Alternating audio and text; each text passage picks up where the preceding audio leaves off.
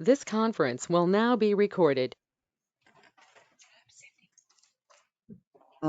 Welcome to Alpena City Council meeting of February 5th, 2024.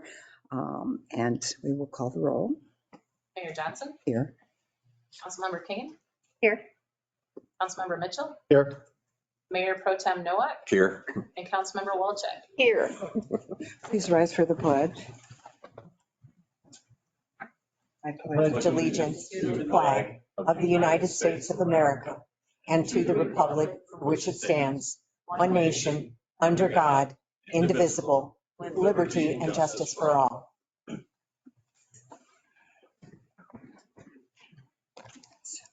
Approval of the approval of the proposed modifications to the agenda. Any? First, we got to approve the agenda. Oh, The agenda. approval of the agenda. I move we approve the agenda. A second?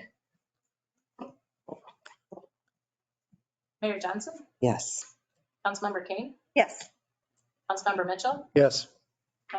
Mayor Pro Tem Nowak? Yes. It takes to get used to. You and me both. And Councilmember Walczak? Yes. Yeah. Any modifications? Okay. Approval of the minutes of regular session of January 16th, 2024 and special session of February 1st, 2024. I move to modify the minutes of February 1st, 2024 to remove the second occurrence of Nowak and replace with Walczak in the present section of the roll call. Second. Just want to double check with Attorney Piper. Since we don't normally do a motion to approve the minutes, do we need a motion to change the minutes? If everybody agrees that the minutes aren't accurately reflective of what happened, then we need a motion to change. She was there. Yes, she was. Okay, Councilmember King? Yes. Councilmember Mitchell? Yes. Mayor Pro Tem Nowak? Yes. Councilmember Walczak? Yes. And Mayor Johnson? Public comment. Citizens appearing before council on agenda and non-agenda items shall be allowed a maximum of 5 minutes each to address their concerns. This is the only time during a council meeting that citizens are allowed to address council. So if you have anything to say, come up, state your name and address for our clerk's record, and come speak to us. No? See if anybody online? Okay, so we have no public hearing, so we're on consent agenda. A, bills to be allowed in the amount of $340,977.10 and authorize Mayor Johnson and Clerk Soik to sign the warrant. B, approval of a noise ordinance variance request from the Alpena Blues Coalition for the Alpena Blues Festival at the Alpena County Fairgrounds on Saturday, June 15th, 2024 from 10 p.m. to 12 a.m. B, approval of the Metro Act right-of-way permit extension for KEPS Technologies and authorize the city clerk to sign on the city's behalf. D, mayoral appointment of Sarah Honeycutt to the Historic District Study Committee for an undefined term. E, mayoral reappointment of Mike Glowinski and Mike Mahler to the Authority for Brownfield Redevelopment for a 3-year term to expire on February 1st, 2027. F, council reappointment of Terry Gougeon and Tom Orth to the Wildlife Sanctuary Board for a 3-year term to expire on February 1st, 2027. G, council appointment of Wayne Lewis and Al Dean Moe to the Harbor Advisory Committee for a 3-year term to expire on February 1st, 2027.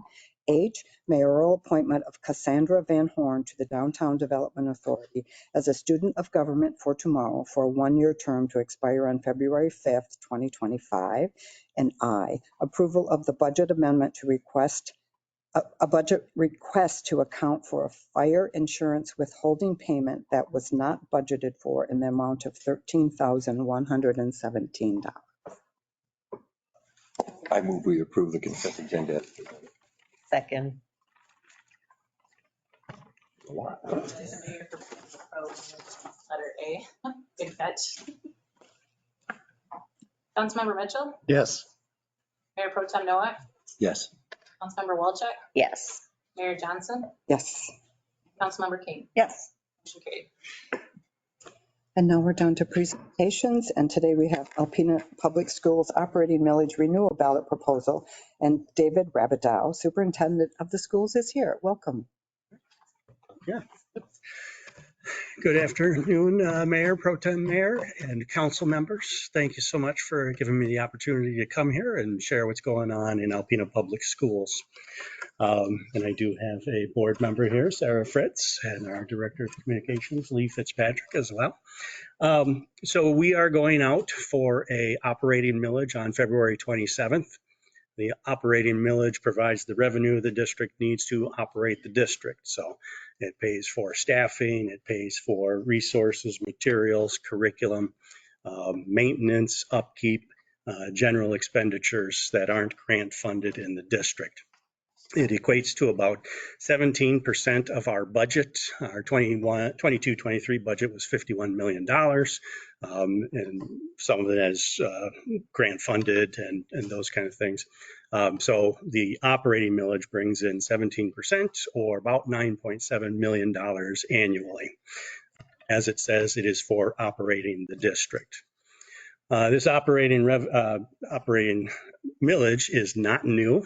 It's been around since 1994 when Proposal A came into play to address the funding inequities in education across the state of Michigan. Since 1994, it has been approved each time it's been on the ballot by the voters in Alpena County and the other townships. And it is not a tax on your primary residence. It is on non-homestead properties, so that's your second homes, vacation homes.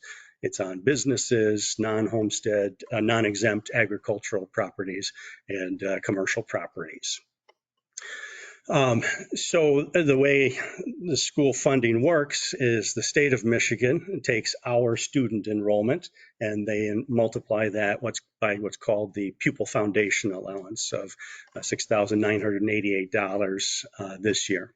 And so they multiply that, come up with the payment, and then they subtract what we should be collecting locally with those 18 mills through the operating millage. So that money stays local, but the state assumes that we are always collecting those 18 mills. The nice thing that's been going on recently is property values have been increasing, which is wonderful. And then a thing called the Headley Amendment kicks in to put a cap on those taxes. And so we've been rolled back in the operating millage from that 18 mills to a 17.7769 mill rate. The state's not all that concerned with that because as the property values go up, they also assume that we're collecting 18 mills on that increased property values. So they reduce our payment from them to us. So we don't actually get the full amount of the pupil foundation allowance. So we are doing two things. We're asking to renew the operating millage. It does expire in December of December of this year. But we're also asking to restore it, which means taking it from the 17 rate up back to the 18 mill rate. So the ballot language is a little bit confusing. It does say increase. This is a restoration back to the rates that we were collecting, 2 years ago before the Headley Amendment kicked in. That slight reduction actually turns out to be about $230,000 in revenue that's not made up for the district.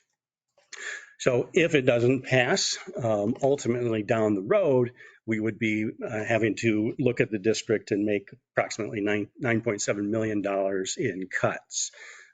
We don't want to be in that position because we would have to make some pretty significant cuts to the operations of the district. So if it doesn't pass in February, we do have multiple opportunities.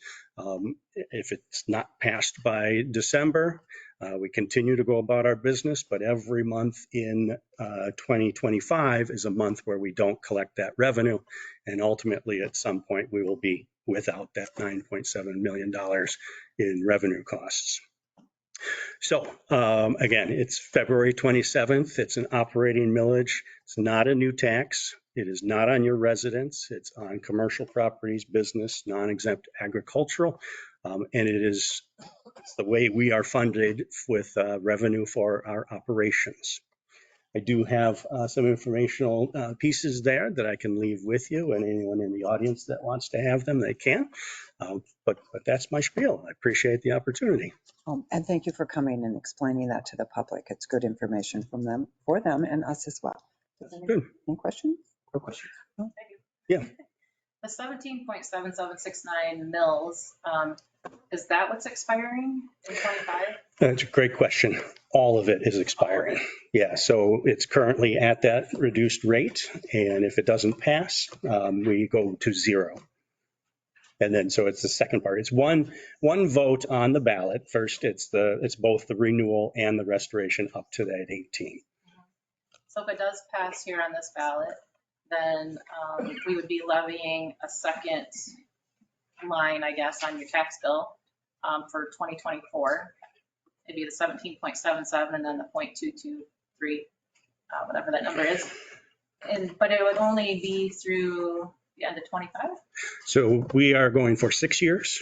So it would run from 25 to 6 years from there.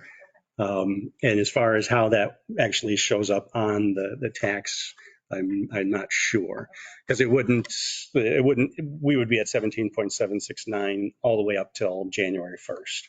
And then it would move up to that 18. Oh, so it's not going to change on the summer tax bill for 24? Excellent question. So, I'm the treasurer, would be levying. Yeah. Yeah. No, before I say anything, my understanding is that we're renewing it. That's a good question. I'll have to get you that answer. My understanding was it would kick in at the expiration of it, but I think you might be right. It would start before then. So I'll get you that answer. Okay. Yep. Yes. Technical things I like to think about. That's what we like about you. That's right. Okay, anyone else? No? All right. I appreciate it. Thank you. I'd like a copy as well. There's always a new question. There was new questions this morning. So this actually has the ones that are actually on the ballots. And then this is just if everybody has questions. Thank you. Do you want me to, or I can leave a few? I would like, I would imagine so, yes. Bill, do we need to receive and file that report? Oh, we should. And you can let me know if you need. I move we receive and file. Sorry. We'll have the reminder of what we did. Oh. While you were away, Anna, we tabled something. To receive and file that report, and Mike made the motion and Danny So sorry. supported. I sneak one past her. Mayor Pro Tem Noah, Yes. Councilmember Walczak, Mayor Johnson, Yes. Councilmember Kane, Yes. and Councilmember Mitchell. Yes. Carried. Thank you. Now we're up to announcements. Absentee ballots for the presidential primary on February 7th may be requested online on the city's website or the Michigan Voter Information Center. Ballots may also be requested by calling the clerk's office or visiting in person Monday through Friday, 8 a.m. to 5 p.m. And B, the public accuracy test of the equipment to be used in the presidential primary will take place on Wednesday, February 7th, 2024 at 4 p.m. in the City Hall lobby. And I will be there. And I also sent an email to Tim Kuhnlein to see if any of his students wanted to attend. And I think it's a good thing for the high school kids to do as well. Yeah. I am, except I have a hearing in Alpena that starts at 1:30 that could, I'll be there at about 30 seconds to 4. Okay. Look forward to seeing you. Okay. We have no proclamations tonight, and so we're on to report of officers A, second quarter of fiscal year 2024, and Anna. Thank you, Mayor.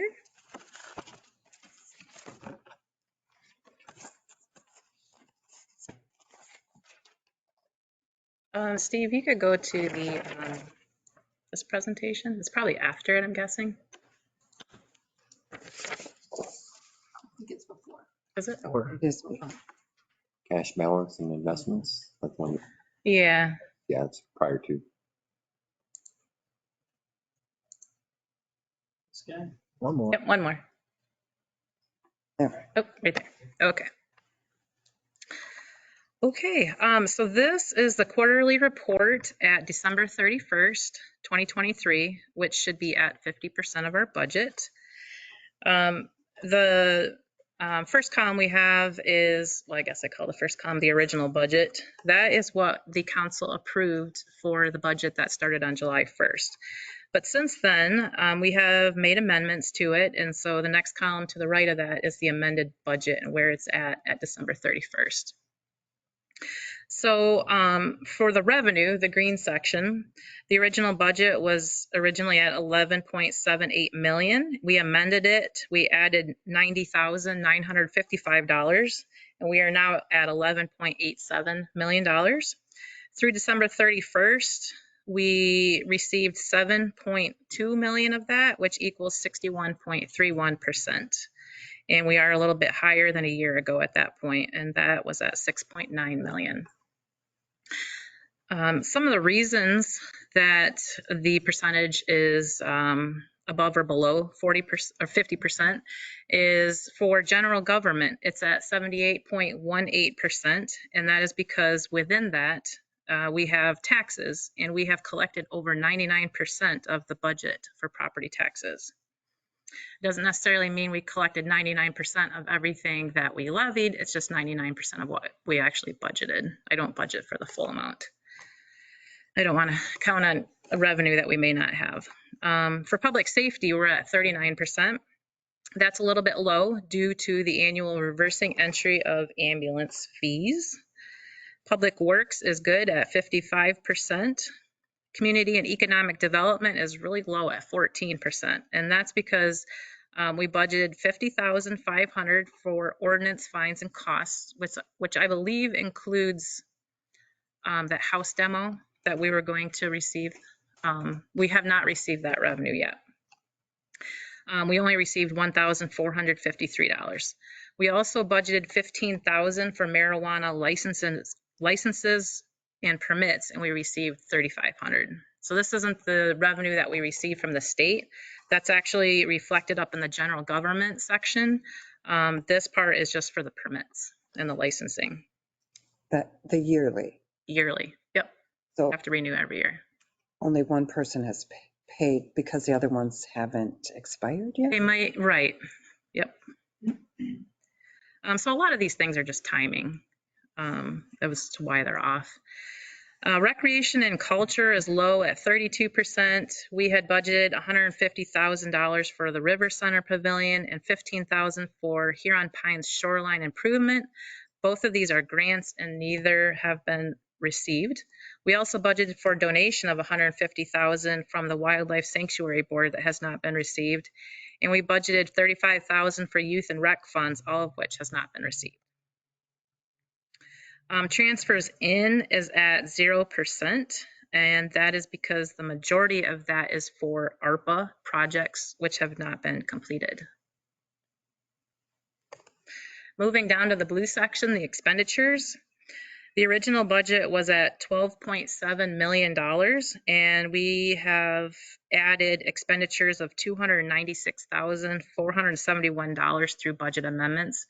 Most of that was carryover projects from the last fiscal year that didn't get completed. So that amended the budget to $13 million. And so far through December 31st, we've expended $6.18 million, which equals 47% of the budget. That is a little bit higher than last year at that point. We were at $5.8 million. Some of the explanations for variances, 64% for general government is a little high, and that's because we made an annual contribution in December to the pension fund, and this year it was $1.2 million. And I can assure you it's going to go up. It's going to be almost 1.3 next year, unfortunately. Public safety looks good, just under 50%. Public Works is at 39%. It's low due to uncompleted parking lot projects. Those were the biggest things in that budget. Health and Welfare is at 50%. And that's the annual contribution to the, or not, it's the contribution to the Huron Humane Society, which we have switched to doing quarterly. Community and Economic Development is at 52%, so it's a little high at this point, but we did have the one-time expense of $49,000 for that house demo to eliminate the blight. Recreation and Culture is low at 20%. That's due to a lack of recorded capital project expenses, and that is the majority of that budget. Transfers out, so these are transfers from the general fund to other funds, and that's at 67%. Is high due to the annual payment for the DPW building. So like I said earlier, it's a lot of this is timing that causes these to be a little skewed. So we originally anticipated to be $932,000 over budget. We're going to take that much from fund balance. It has been amended to 1.1 million now. So far, we are sitting good. We're at $1 million to the positive of revenues over expenditures at this point, which is right in line with last year. We're just $3,000 shy. Any question on that section? Wish I had one, but explanations are always spot on. Every see something, you look over to the right, and there's a nice note over there to tell you why that's off. So, love this style of reporting. Great, thank you. So moving to the next page, the cash balances and investments. The budget stabilization fund is a little bit higher than the previous year. That was because we added a $5,000 budget appropriation. Major street fund is running $200,000 higher than a year ago because of carryover projects that haven't been completed yet.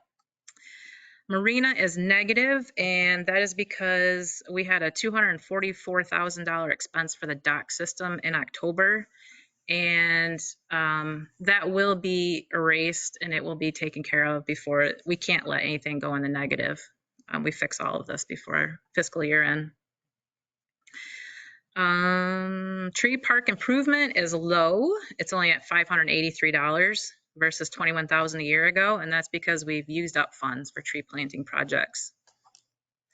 The Downtown Development Authority is higher than a year ago because we received the payment from the county for the DDA expansion. And if they're on the same schedule, we will receive another one in December, and then they'll taper off and be considerably smaller.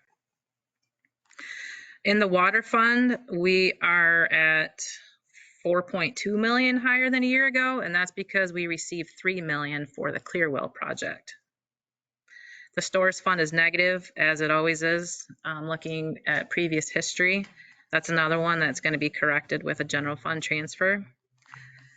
The general fund cash has steadily increased because fund balance has increased, and we're able to invest more of the idle cash that we have.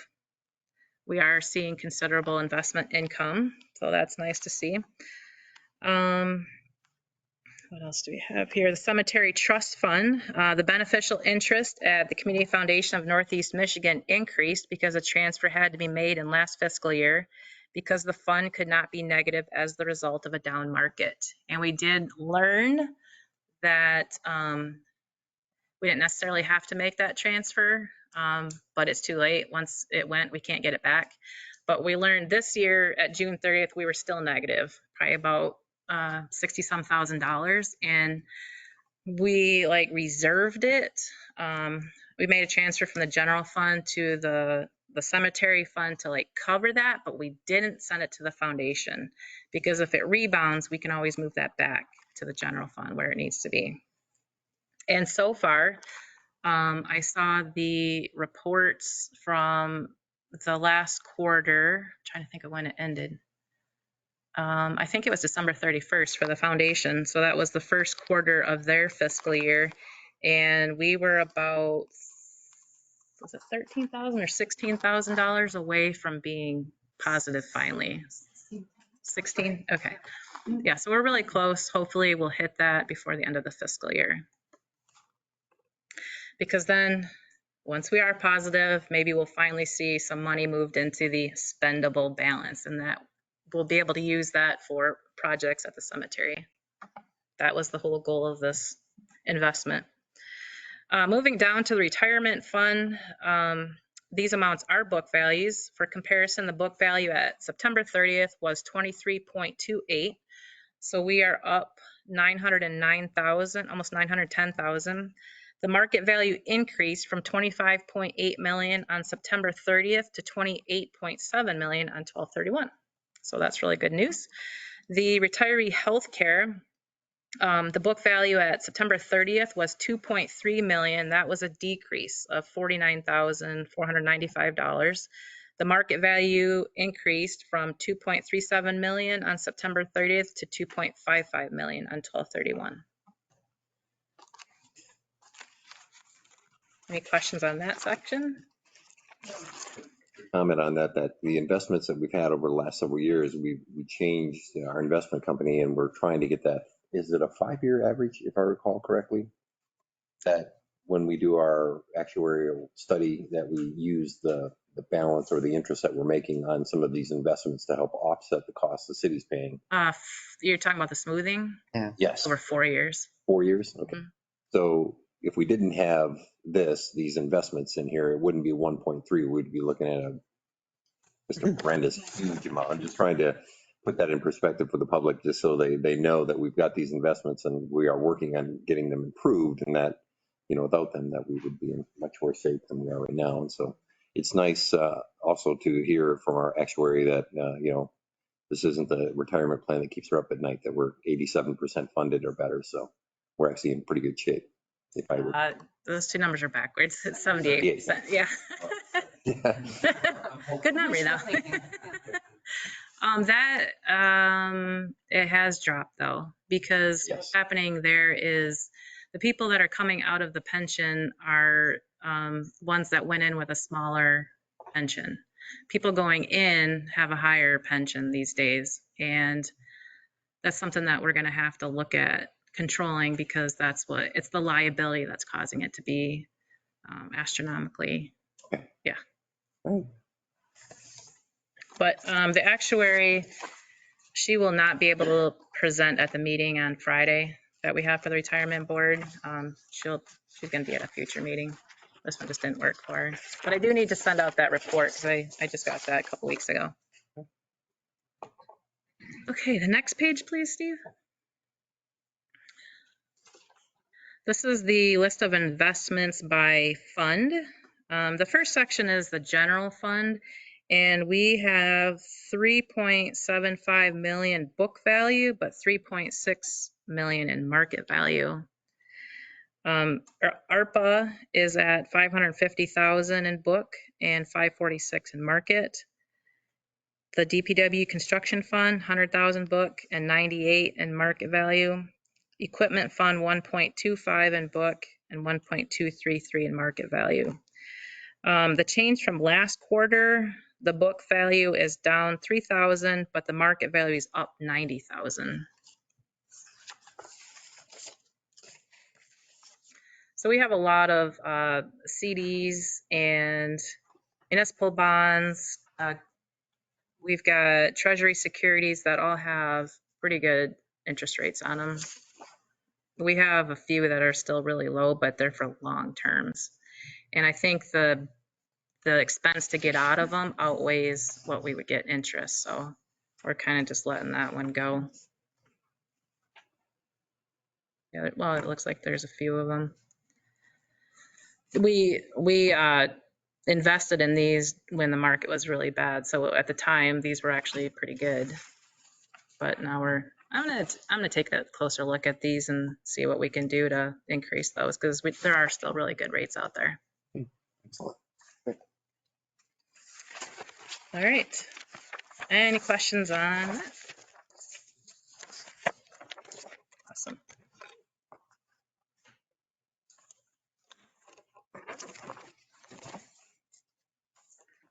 I think we just need to receive and file. Will we receive and file the financial report? Second.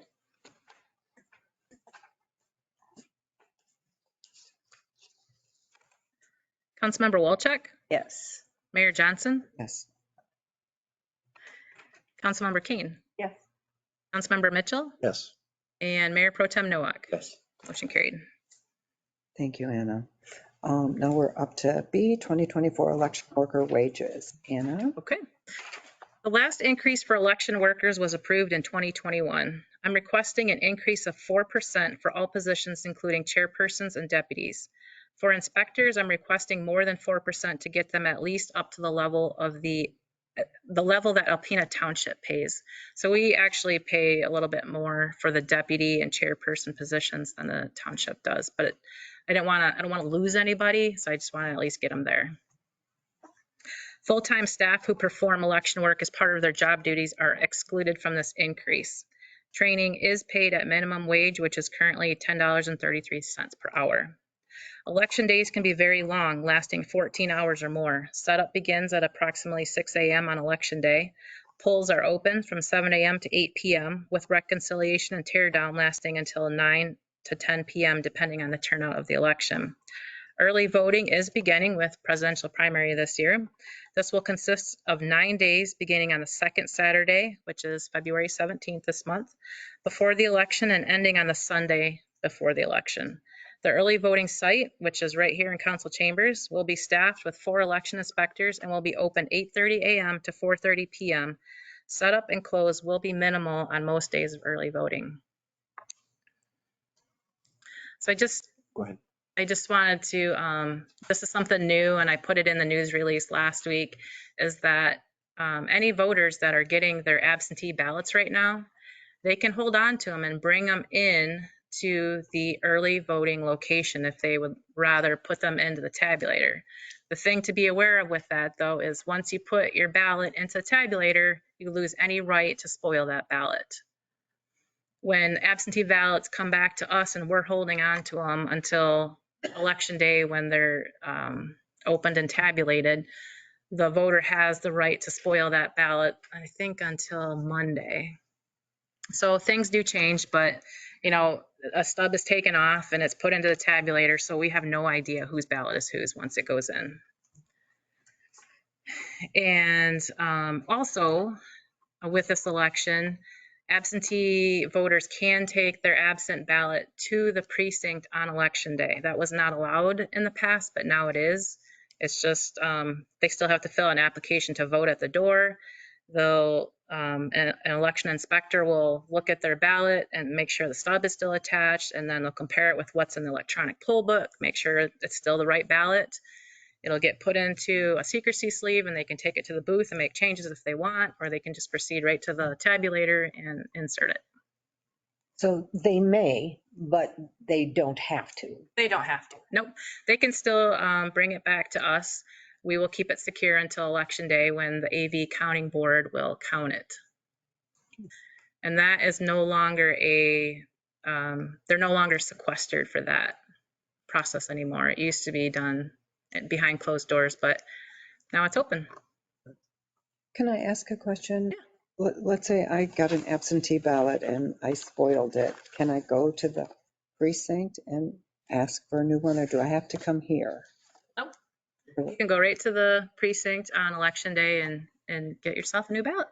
Yeah. And if you, another thing that voters can do is if they bring in their absentee ballot and they want to surrender that, they certainly have that option to do that and get a brand new ballot right there in the precinct. Question on the staffing levels that we currently have. How are we doing staff-wise for election days? So with this election being in February, we have a lot of snowbirds that are in Florida and other states. So it's a little bit of a challenge. We have some people that are filling positions that they don't normally, they might be chairs because those people are in Florida. We normally, for the really busy elections, I staff 7 election inspectors in each precinct, but this one I've got 4 of the 5 have 6 workers and only 1 has 5. So I'm like one person short, and I really don't have anybody on backup either. So if anybody calls in sick, we'll just forehand it. You only have to have a minimum of 3. even though that's difficult to operate with only 3. But we'll do what we have to do to make it work, so. Is there a lot to the training process? Election worker? So anybody that is interested in being an election inspector has to be a registered voter in the state of Michigan. They can live anywhere in Michigan and work for us. They can be of any party. We actually, for the first time, well, since I've been here, we have somebody of the Green Party, and they can still, anybody of any party can be an election inspector. It's just they cannot do all of the functions that one of the major parties can do. Okay. Yeah. Thought I had another thought, but it left me. One question I received was the 14-hour days that you had mentioned. Is that a mandate from the state that when you're set up for an election, you have to work the entire day, being 14 hours? You can't split shifts or anything like that? No, you actually can. Okay. You can split it. Yep. I don't know how much of that happened in the past under my predecessor's watch, but most people want to work the whole day. They do. Okay. Yeah. Oh, my thought was about the training. So there are 2 trainings that I'm holding this week. Normally, the election inspectors are trained by the county clerk, but since we are over 10,000 population, I do have the ability to be able to do that. So I'm taking that on this year, and we'll see how that goes. Sure, it'll be great. So it's about 3 to 4 hours, and then they're certified for 2 years. All right. Okay, no other questions, Mr. Mayor. Does anyone else have questions? Okay, so we have a motion. We approve the following increases for election workers: chairpersons $15.84 hourly, deputies to $13.74 hourly, and $12 for inspectors, excluding all full-time staff. 1375. Mhm. Said 74. I'm sorry, 75. 13.7. Let's not short a penny. Support. You jumped on that fast. Mayor Johnson, Yes. Councilmember Kane, Yes. Councilmember Mitchell, Yes. Mayor Pro Tem Nowak, Yes. and Councilmember Walchuk. Motion carried. Jana. And now we're to C, commercial purchasing card. Anna? Okay, get to hear my voice for one more topic. Okay. PNC Bank approached the city to offer a commercial purchasing card, also known as a P card or procurement card. Purchasing card programs provide an efficient, cost-effective method of purchasing and paying for purchases. Using this program can result in a significant reduction of invoices, petty cash transactions, and processing of checks. The cards can be used whenever a purchase order, check request, or petty cash expense would have been processed and with any vendor that accepts credit cards. The Government Finance Officers Association, the GFOA, that's who gives out that award every year, recommends that governments implement a purchasing card program to improve the efficiency and effectiveness of their purchasing processes. According to the GFOA, purchasing card programs can provide significant benefits to governments such as convenience in the form of simplified purchasing and payment process, efficient payment method, lower transaction costs, rebate revenue, improved purchasing data analytics, alternative to petty cash, immediate payment to vendors, and emergency preparedness. When the purchasing policy is revised, this will need to be incorporated into it. I have already applied for the card with PNC Bank and were approved for a limit of $400,000. They have requested that council approve the ability to incur debt and authorize a signer.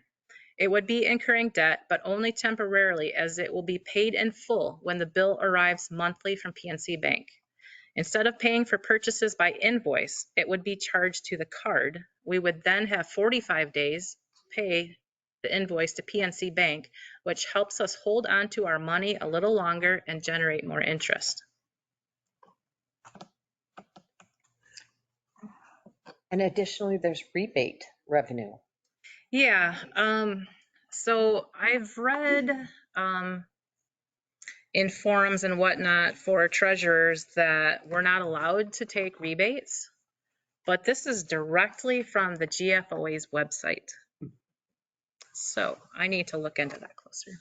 I mean, it makes perfect sense. I mean, we've been in this world of cards and such for a long time, and it's nice that they're allowing cities to finally catch up to be a little bit more efficient on that. So Yeah.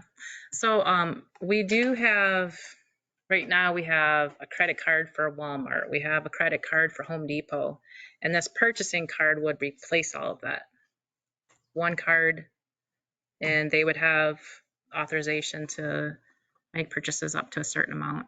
We would still have to follow our purchasing policy because, so anything that's over 3,000, well, an employee can make a purchase up to 1,500. At 3,000, we have to do a purchase order. So when we get an invoice for something that was, well, for anything that we got an invoice, we can pay for it with this purchasing card. And basically it's extending us 45 days to pay our bill. I think it would be a big benefit to the city, and it would help us possibly get more. I think we would definitely get more interest because we're holding on to our money longer. So Is the 45 days minus any interest charged to us? I'm not aware of any interest charged to us. Right now we have a little bit of difficulty with when we make our payments, like for utilities and things like that. So we do an extra run just to get them paid on time. But if we can charge it to this card, like if Alpena Power accepted this card, we could make sure it gets paid on time, and then it would just be an easier process overall. Motion. Anna, just a quick question. Yep. The motion is to authorize, should it be the city, to authorize the city the ability to incur debt? Yeah, we can add that. Okay. Yeah. So I move that we authorize the city the ability to incur debt through the use of commercial purchasing card with PNC Bank, and authorize Clerk, Treasurer, Finance Director Soik to on behalf of the city. Agree with that? I guess I'm confused. Can we get a second and then we can talk? yeah, sure. I'll give you a second. All right. I know what you're trying to do. Okay. He has a question. Okay. Well, I guess I'm just confused why the recommended vote that we're going on is to incur the debt through the use of the commercial. So is this essentially like a debit card, and as long as we pay it off within the 45 days, there's no penalty? Yeah, it is a credit card. It's we've been approved for $400,000. We are essentially incurring debt, but it's not debt that we're going to hold on to. We're going to pay it off every month once the invoice, because either right now we just pay the invoice for all of these different bills that we have. We just pay the invoice to the vendor, but now we're going to charge it to the card and then have 45 days from when we get invoiced for all of that. So, I mean, it could even be longer than 45 days, especially if it's at the beginning of a billing period. We're going to have quite some time to pay some of the vendors. Okay, so do we know what the cost saving is to using this versus continuing to use, like you said, like the Walmart card or the Home Depot card? I guess there's not necessarily, the cost savings would probably be in efficiency, and we would see more revenue and interest. Yeah, I don't think we're going to pay any interest to PNC Bank. I'll make sure that doesn't happen. Yeah, that was a concern. Yeah, no, I definitely, right. I won't let that happen. It'll be paid on time. Forgive me, because I don't really have a background in finance, not at all. But so I'm prone to find credit cards where I treat them as a debit card. So I'll use it as a debit card. I'll rack up all my purchases, and then I get points that I can then use for travel. I have a lot right now. But I pay off my credit card every month. Yeah. Before any interest accrues. Right. So I'm taking advantage of the system, sort of. Yeah. Is that kind of what this is offering? Is that a good analogy? Yeah, you could look at it that way. Okay. I still do have to check more into the rebate revenue if that is allowable. GFOA is saying it is, but I don't know. And we would Second be to it. issuing fewer checks then, Mhm. too. Yeah, we would So it be, would cut down on that as far as efficiency. right, yeah. Yeah, I understand. Yeah, the that. cost of check stock. Plus it's, there's a thing out there called check washing. So if somebody gets a hold of our physical check, they can wash it and, change the amount and who it's payable to. So this would also prevent that. We do also, within the last few months, we also implemented something called positive pay through our bank, which we upload our payables file and then checks that clear the bank are compared against this file to make sure that who it was paid to and for the right amount is all legit.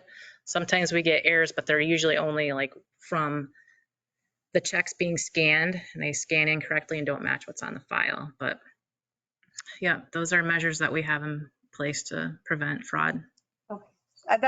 Thank you. I was just confused by the language, the ability to incur debt. That just means to use it as a charge card, essentially. Yeah. That's the debt that we're incurring, that we're then paying off. Right. Okay.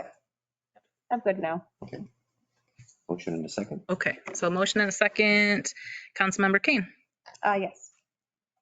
Councilmember Mitchell. Yes. Mayor Pro Tem Nowak. Yes. Councilmember Walczak. Yes. And Mayor Johnson. Yes. Motion carried. Thank you, Anna. We're down to new business. Hot mixed patching program bid recommendation, city engineer Steve Schultz.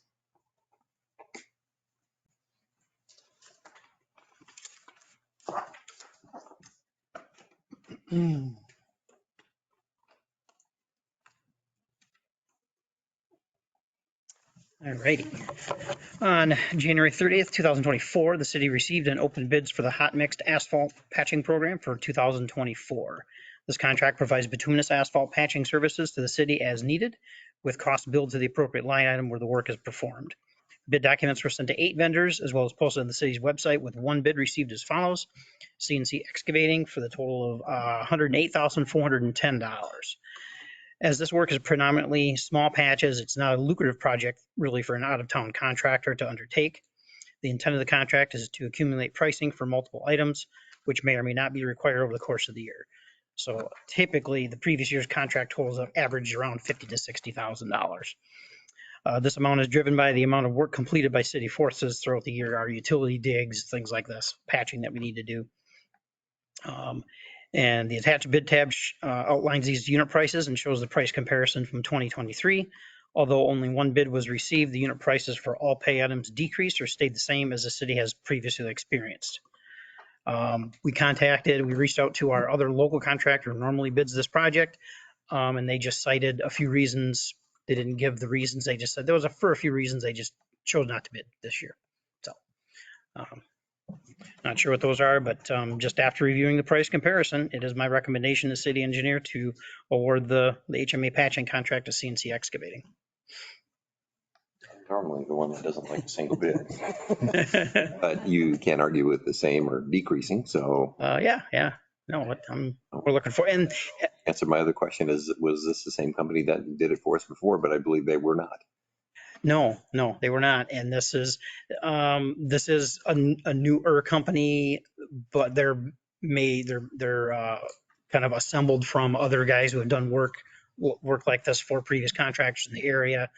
Speaking with Shannon, she has no issue, awarding it to these. They're not a brand new company that have never done this before, for certain. I have no questions. Any other questions? Okay. So I will entertain a motion. I move we award the 2024 patching contract to CNC Excavating for the unit prices totaling $108,410, allowing a 1-year extension if both parties can agree on pricing. Second. Very different. Sorry. Jeopardy music just started. Councilmember Mitchell. Yes. Mayor Pro Tem Nowak. Yes. Councilmember Walczak. Yes. Mayor Johnson. Yes. And Councilmember King. Yes. Okay. Steve, you're sticking with us for 2024 city concrete program bid. I am. If I can get my computer to do what it's supposed to do. All right. On January 30th, 2024, the city received and opened bids for the annual city concrete program. Bid documents were sent to 9 firms as well as posted on the city's website with 2 bids received per the attached results you see there. After reviewing the proposed prices, I recommend that we award it to Bedrock Contracting. They've been doing this for quite a few years for us. They're familiar with the program. The explanation I have for EMPI being quite a bit higher is they've not done this kind of work for us, for this contract before. And I think they just didn't have maybe a good idea or a good understanding of the program. They've got, overhead to consider, things like that. So I think they'll probably take a swing in the next couple of years at it and go from there. But they are the one that we did award for a separate project, the hydrant project. So, they do have the means to do it. And I think they just need to get used to the pricing in the area.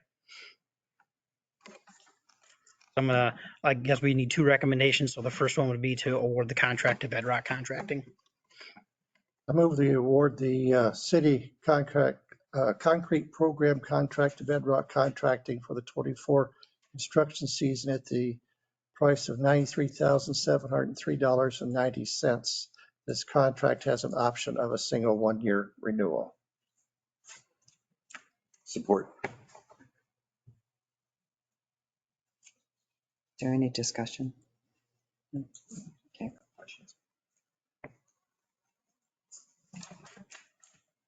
Mayor Pro Tem Nowak, Yes. Councilmember Walchuk, Yes. Mayor Johnson, Yes. Councilmember King, Yes. and Councilmember Mitchell. Yes. Motion carried. So we need the second motion. So the residential, I can kind of explain that a little bit. The residential cost for sidewalk replacement under this program is established at 60% of the cost for the installation of 4-inch sidewalk.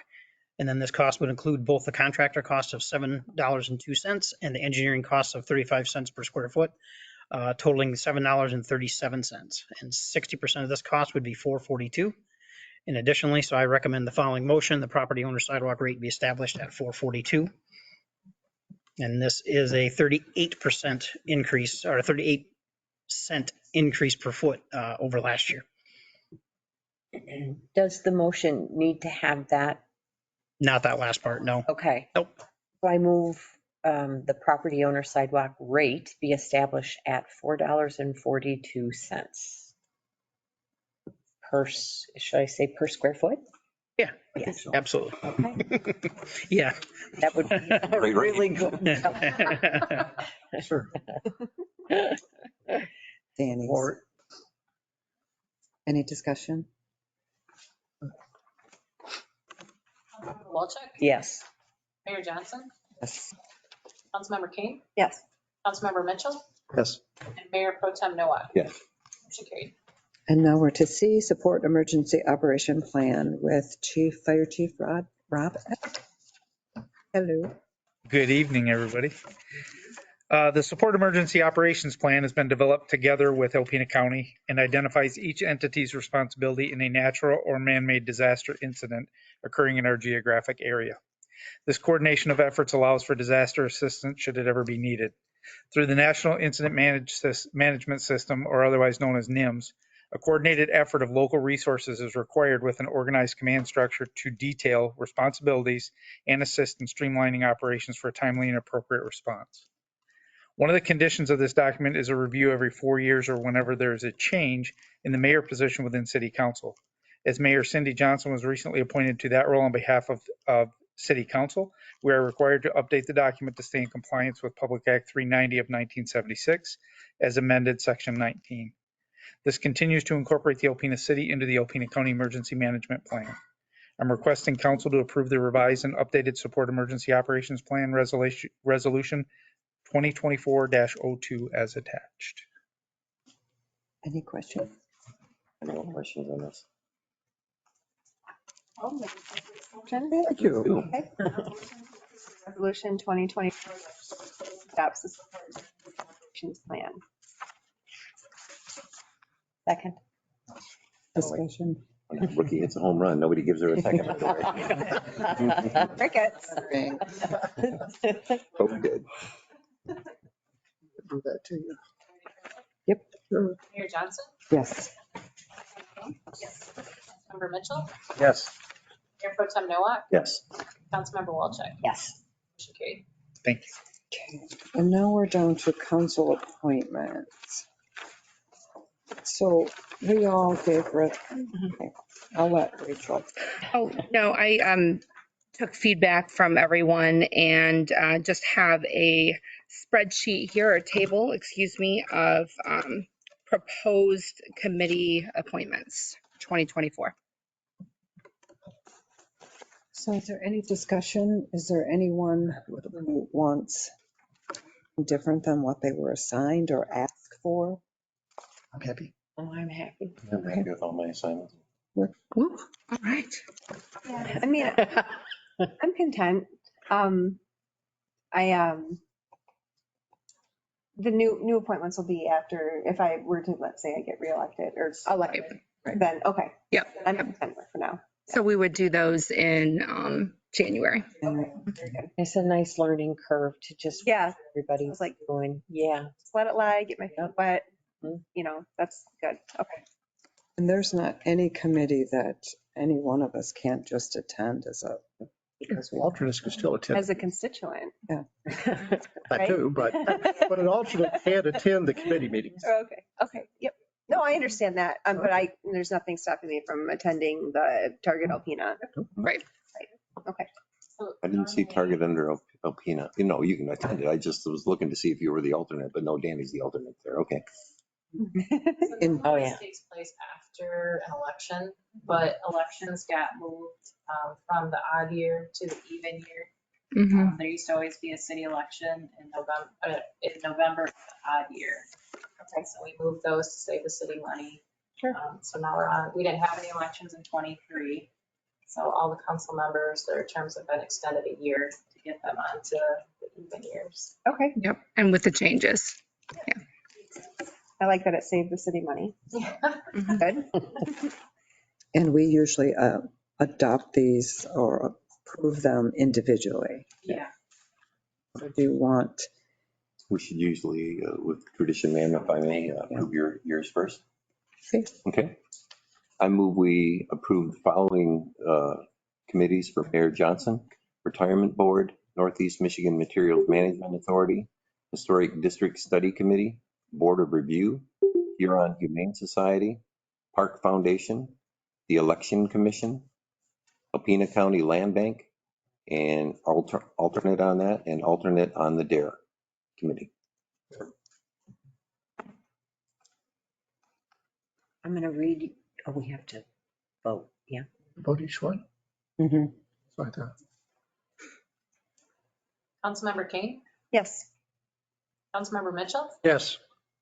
Mayor Pro Tem Nowak, Yes. Councilmember Walczak, Yes. Mayor Johnson. Motion carried.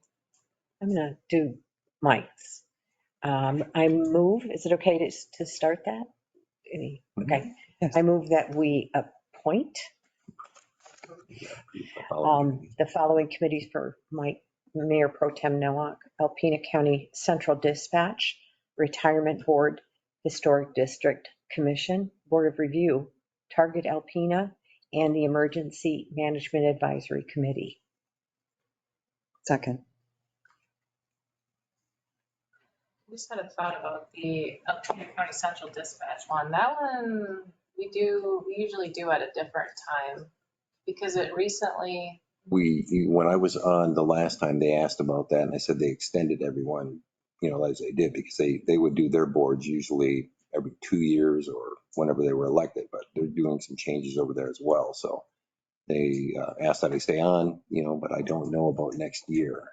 I thought we put it on a consent agenda within the last year, and I don't know when it's extended to. So I don't know if it should necessarily be part of this motion, because then what happens? Okay. I think he was appointed for a certain term. Right, we should probably double check, make sure. Yeah.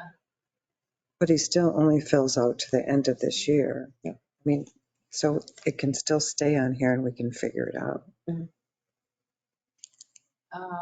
Well, so there's usually a letter that got sent that was, you're appointed for this long. I don't know. We I could, think it's not on the calendar year though. Somewhere in the middle of the year. I think it's always been calendar, but I don't Is know. there a problem approving it now? And then if we have to go back again later, we could approve it if they need it for a different time. Or do you just want the motion amended to remove that one until you check into it?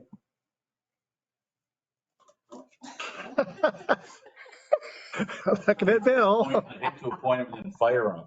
I mean, if we want to know the answer, it's probably in that book that's sitting right there. All the minutes. I mean, I can look, I can find it. It's in the consent agenda. Great book. Great reading. I told her this was going to come up, but she didn't.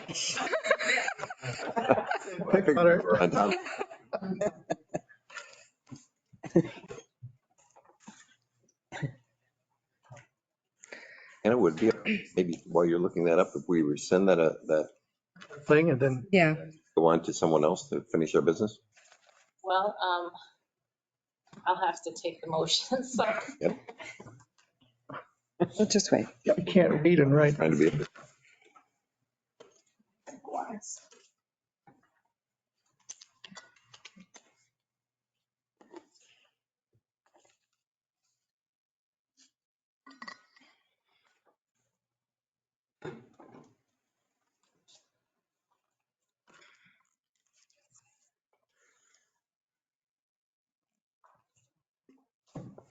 No pressure.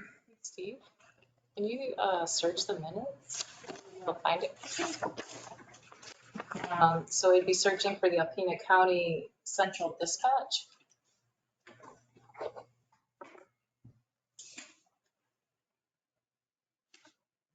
If I die in the interim, remember, I don't know you.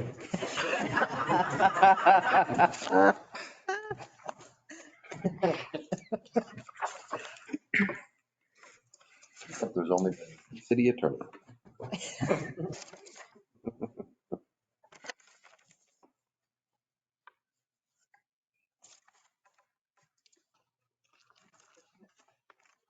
The question at hand is just specifically To that committee. to this committee. They ask that you confirm. I think he was already appointed to a certain term, and that's already been communicated to the county that is for that term. Okay. So if we do this, I don't know.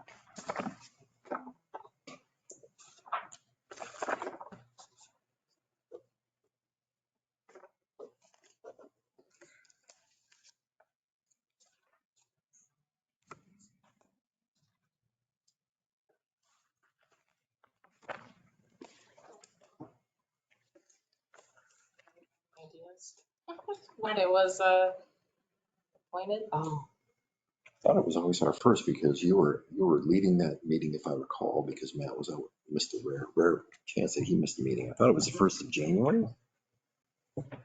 January? It was for, was it when that came through? It's January 4th meeting. This is 22, Right. 23, don't we? What does 24 or what does 22 say? 22 says,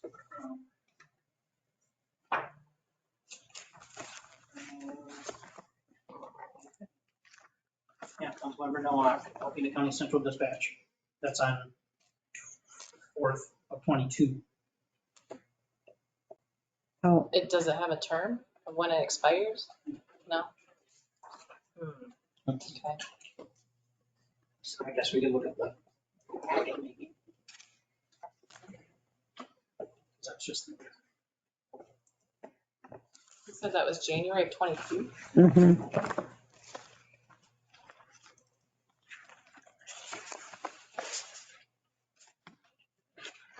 Oh, yeah, these were committee appointments after the last election, last odd year election, which was in Appointed for 22, 23. Yeah, so I need to be reappointed this year. Yep. Right. Yeah. I know that this was recently done though, because said it's going to expire, and we did it. At the end of I don't remember it. January of this year, then December of 2023, before it expired. I don't remember that on the, No, I don't remember it. I don't remember it either. So nothing else is coming up then, Steve, in the search? Nothing more recent? All right, well, I'll just send it, I guess. Unless you wanted to pull that one particular appointment to the next one, check on it. Yeah, we can do that. So, There you go. Just pull that one. She amended Meeting between now and the next meeting, when's the, quarterly, and we just had one, so I don't believe my next one is until March, I believe.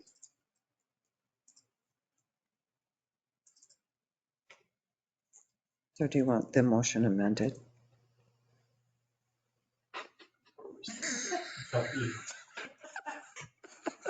okay, if we want to be safe, yeah, probably pull it off so amend the motion to pull that one and then bring it to the next. You Put it on the consent agenda. in the next meeting if it's. Okay, so I never actually took the roll on this motion yet, so can it be amended the way it is? Or do I need to? Well, Somebody's got to amend it and then second. All right. I guess I amend the motion regarding Matt's or pro tem mayor to the Alpena. I said Matt, sorry. Pro tem mayor Nowak, the Alpena County Central Dispatch until our next meeting, Just to remove, which time we will approve it You can just remove it. or just remove it. yeah. Okay.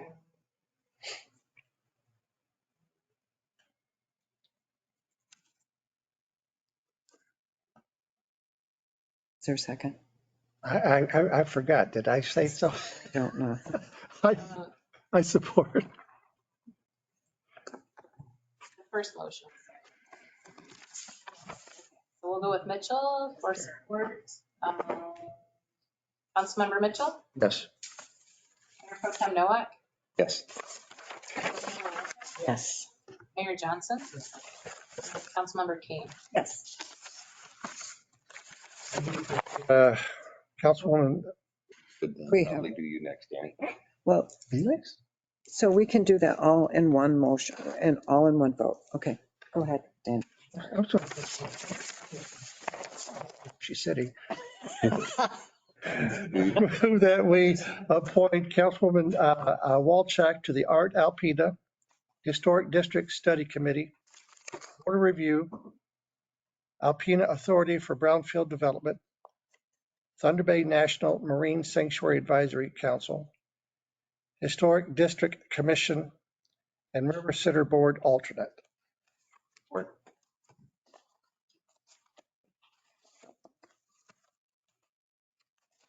Mayor Pro Tem Nowak, Yes. Councilmember Walker, Yes. Mayor Johnson, Yes. Councilmember Kane, Yes. Councilmember Mitchell. Yes. Great. Woman Kane to the Hunt Advisory Commission, Board of Review, Northeast Michigan Council of Governments as an alternate, Alpena Art as an alternate, Alpena County Central. I'm not doing that one. Management Advisory Committee as an alternate. Support.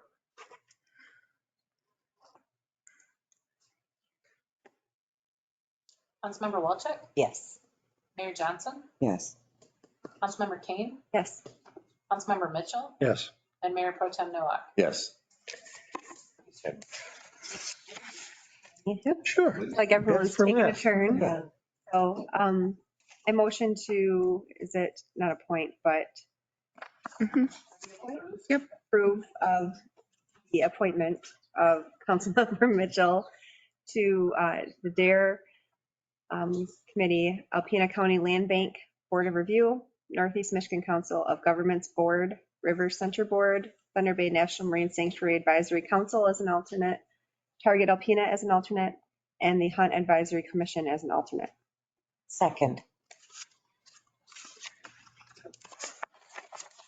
Mayor Johnson, Yes.